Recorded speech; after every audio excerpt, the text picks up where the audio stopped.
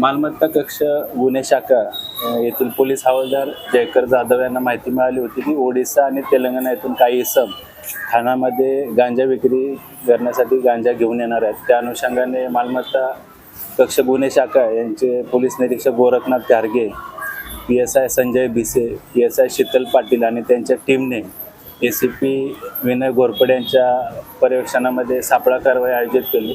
त्या अनुषंगानं आरोपी चिन्ना टागोर लक्ष्मण नायक राहणार मेहबूबनगर तेलंगणा यास इनोवा गाडीसह ताब्यात घेण्यात आलं। त्याच्याकडून एकूण 638 किलो वजनाचा गांजा हा अंमली पदार्थ जप्त करण्यात आला। त्याचबरोबर त्याच्यासोबत इनोवा गाडी याची किंमत अंदाजे 2,14 लाख रुपये इतकी आहे।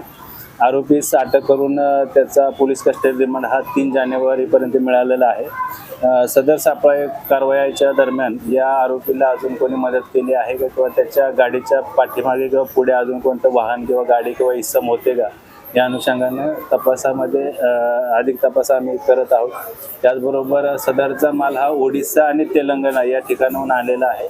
त्या अनुषंगाने देखील मालमत्ता कक्षाचं पथक अधिक तपास करत आहे।